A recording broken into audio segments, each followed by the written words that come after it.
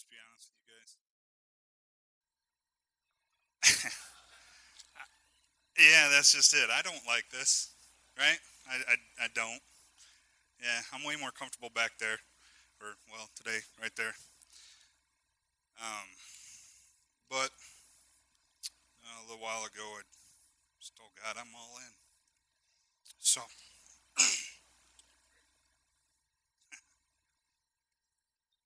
all right, I had this.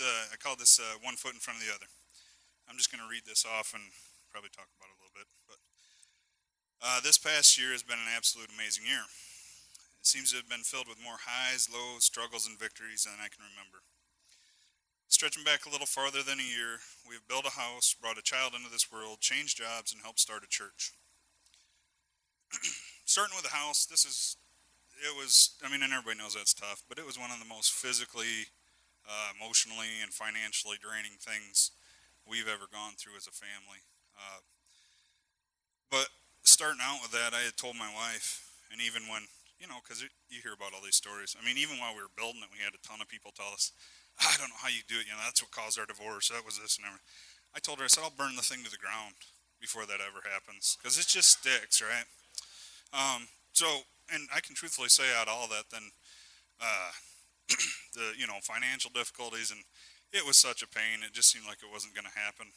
We fought with our government basically for 7 months before we could ever even. We fought with the government for about 7 months and spent $30,000 before we could ever even turn dirt. So it was tough.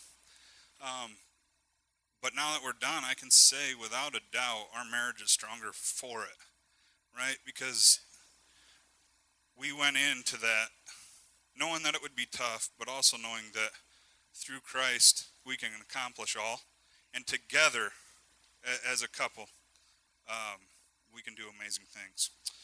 I don't know, skipped a whole bunch here, but that'll work all right.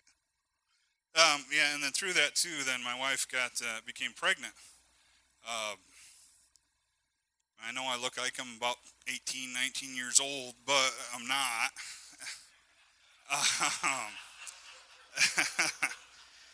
I was pretty ready to be done a while ago, but she wasn't. And to honor my wife, I had told her, I said, well,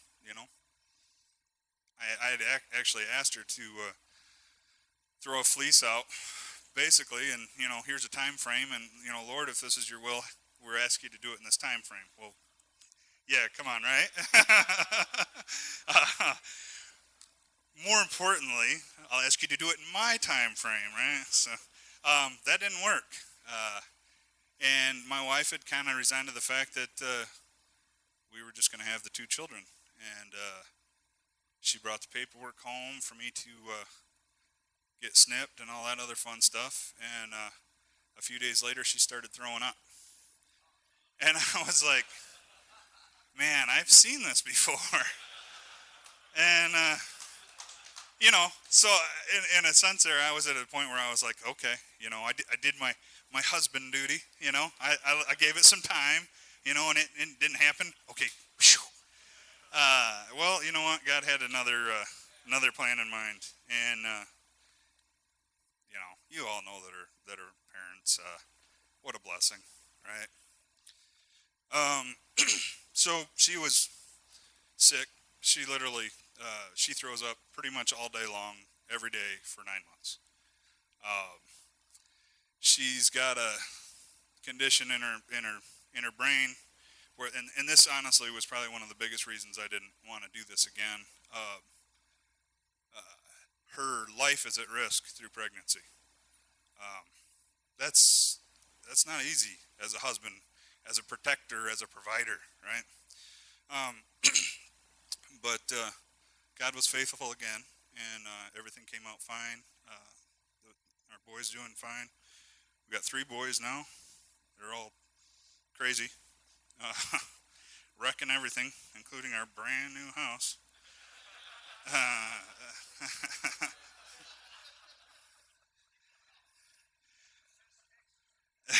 Yeah, it's just sticks, right? Thanks, brother. Yeah. And then during that whole process, then the company I worked at decided they'd like me to come into the office, become a project manager, estimator. I'm a plumber pipe fitter by trade. Grew up on a farm. I've just always worked outside, always worked with my hands. But we saw it as an opportunity, for a financial blessing and just, like I said, even though I'm only 18, my knees are about shot, my back hurts, and everything else. So, it was tough to just start a whole, basically a new career while all that's going on.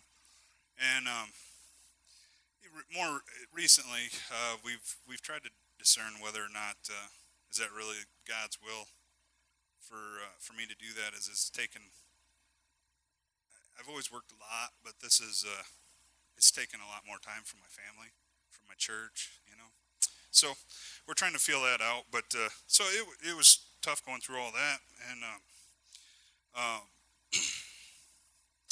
then for the easy thing, starting a church.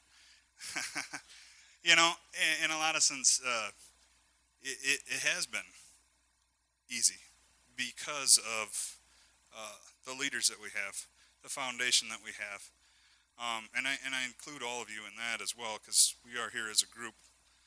Like Breno said, we're a lot stronger as one.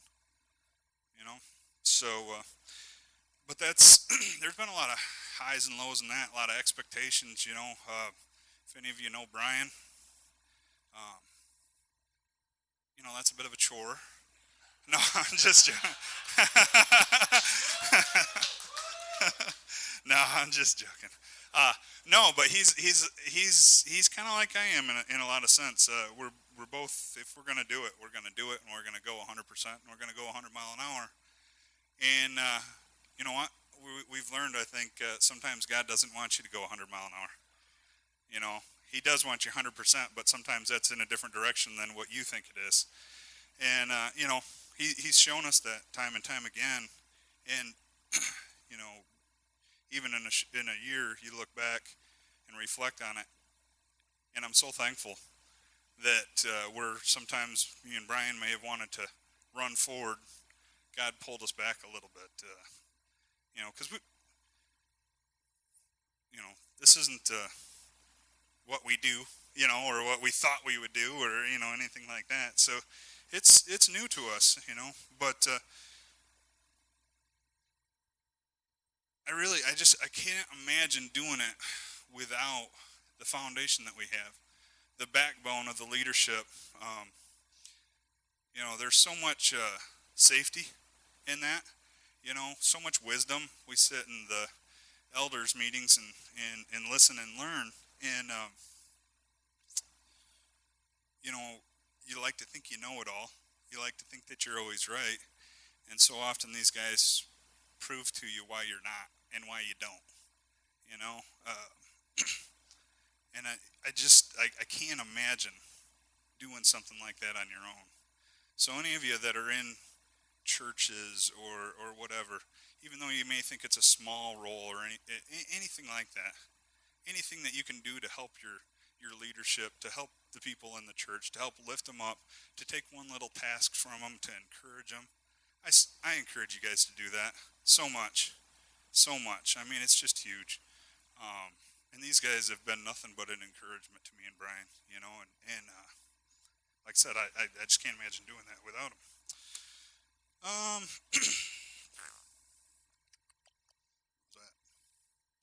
Oh yeah, so something that's been heavy on my heart the last several years really is my family, on my side. My sister, we grew up in a Christian home, very good parents, and both me and my sister walked away from God. And let me tell you guys something real quick. Some of you guys, I've been hearing some people feeling defeated, depression, things like that, wondering where am I at with God, what am I doing, where am I at in the kingdom. Even though you don't know, even though you're not sure, make sure that you don't turn away. Don't ever step away from Him. I asked God to leave me alone, and guess what? He did. right? Bad idea. Didn't turn out real well. But anyway, so my sister, she's she's been married a couple times, kids from a couple different guys. Just not what you're proud to say call your sister. Um, well, starting this church, I've been trying to get some family there and stuff. And a few weeks back, was there 9, 10, 10, 10 I think? 10 people from my family that I've been praying for a long, long time showed up and filled a whole row. Man, what a blessing.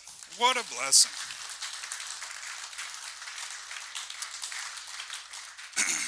So in that, some of them, a few of them have been coming back. I think my niece, which I'm just so happy, because I had a conversation with her just before I came up here where she told me that, she said, "Don't worry, Uncle, I don't want to turn out like my mom." You know?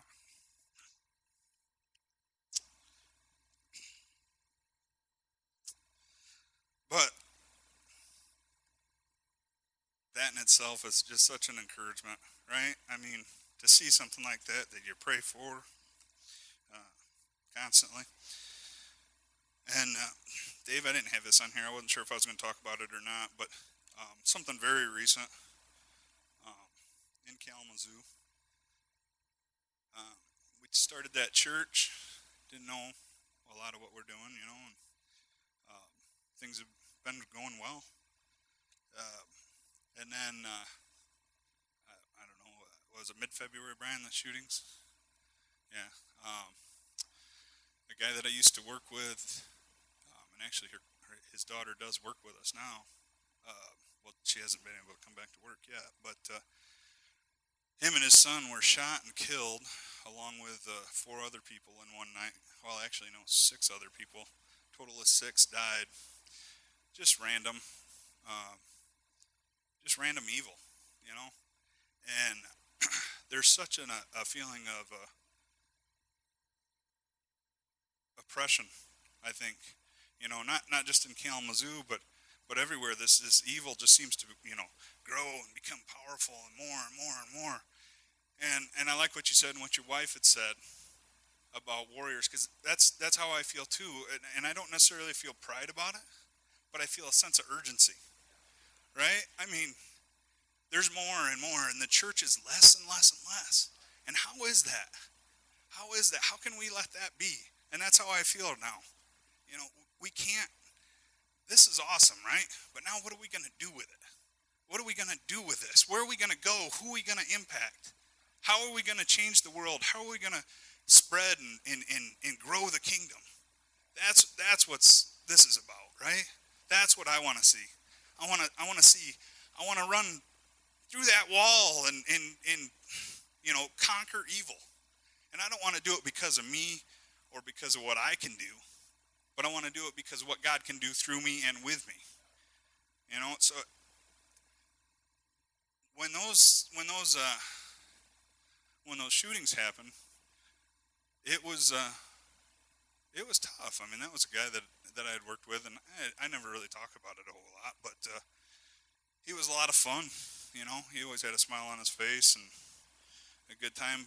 But what I can tell you is, through that, I've had a chance to minister with multiple people at work and outside of work, that common friends, mutual friends, that have been kind of walled off before that, right? And I hate to think that it's because of a death or whatever, but you know what? I'll take whatever I can get. Any excuse, any opportunity, right? But I don't know. It's just I talk about all these tough things or whatever, but more importantly, all the good things. God has done so much to build me up, build my family up, and strengthen us and encourage us. The friendship that I have, when we started that church, me and Brian were friends, but we weren't best of friends, And since that time, I can easily call Brian and Melinda some of my best friends. And most of you here know one of the toughest things to watch a friend go through is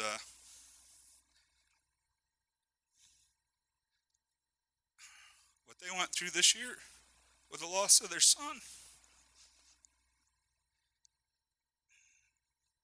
And you sit there and you wonder why. Why, God? And I don't think that's a bad question. You know, I mean, there's a lot we don't know, and there's a lot we're not gonna know. And all I know to do in that, in any of these situations, is to always keep putting one foot forward. We can never dwell on what has happened, what is, whether it be good or bad. I don't want to sit, enjoy, and just sit there doing nothing. I want to move forward with that. I don't want to sit and wallow in my despair, even though there's a time for that. There's a time for healing, without a doubt. But we have to come out of those things, and we have to move forward, not sideways, not backwards, always forward, always one foot in front of the other. No matter what, we always have to be stronger, more capable, right? I mean, evil is strong. I've lived it. I've seen how strong and powerful it can be. But I'm on this side now, and I see how much stronger and more powerful God is. All he's asking for is willing foot soldiers. That's all he wants. If you come to him with a willing heart, you can accomplish great and mighty things for his kingdom. And if we do that as a whole, the Christian church as a whole, come on, we can take this world. I mean, I want to conquer. We've got a saying, in the community to impact the community. In the city, this is what we say in Kalamazoo, in the city to impact the city. I want to impact the world. Not because of me, but because what Christ can do in me. How Christ can use me. I want to impact the world. Our church needs to conquer evil in this world. There's no reason we can't do that. God has given us all the tools. The only reason we haven't is because of us. Each and every one of us, me included, sitting here. We do a lot. We do a lot, right? We do more than most. We're still not doing enough. We're still not doing enough, right? And it's not to, sound condemning or anything like that. Take it as encouragement that there's still more that needs to be done. Still so much more that needs to be done. So many more people that we can impact, right? That's all I got.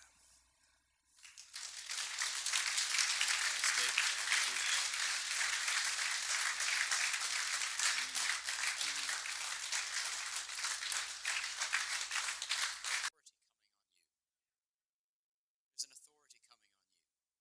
There's a mantle coming on you. Just as surely as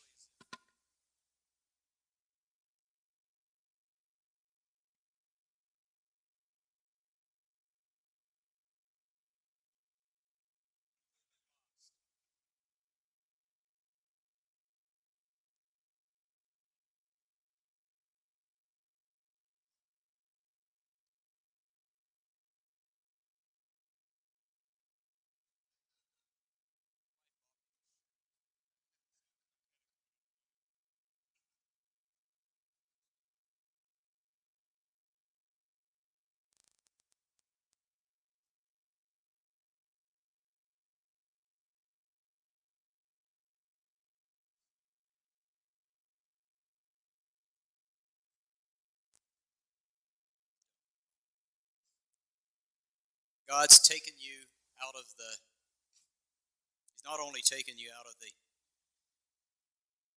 farm and the workplace into the office, but He's taken you out of obscurity into the limelight. He's taken you out of the back seat into the front seat.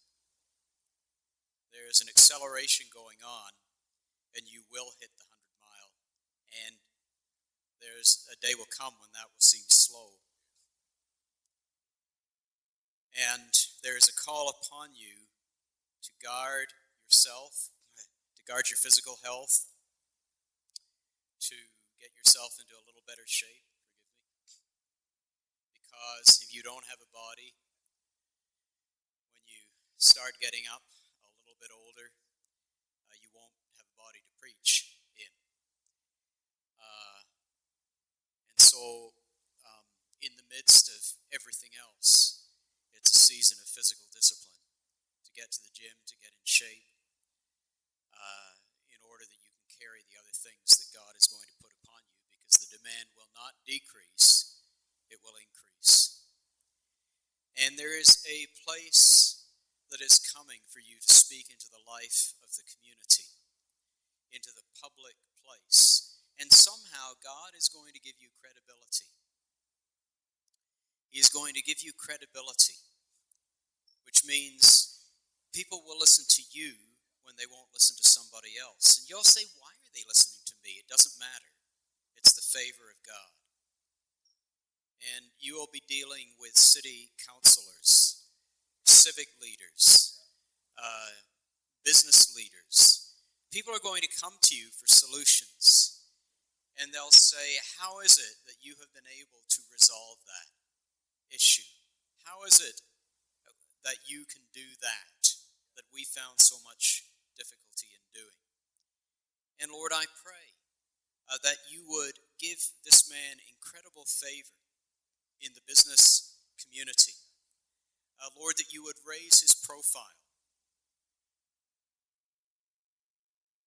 And the reason I think that God told me to put my shirt upon you in terms of the mantle is it's the mantle of a prophet. That's what I see. And prophets come in all shapes and sizes and different varieties. You can't, you can't just, collapse it all down into one category. But I believe the type of prophet you are is you're a prophet to the community. You're a man who brings order where there's chaos. You're a man who sees dysfunction and comes in with an answer. And you're very uncompromising in that and very clear in it. This is the solution. This is the direction. A prophet sees direction and vision. He says, this is the direction that you've got to go. And that's where you're going to find yourself being used by God. And in it, may God give you a forehead of flint. Like I think someone was reading from Jeremiah, that you'd be not discouraged, that you'd be bold, that nothing would stop you except the Holy Spirit when it's appropriate for that to happen. And Lord bless his wife and his children.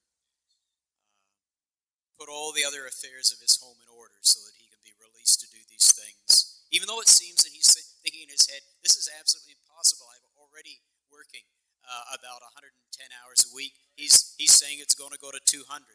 But the Lord will bring an efficiency in the use of your time that will cause it to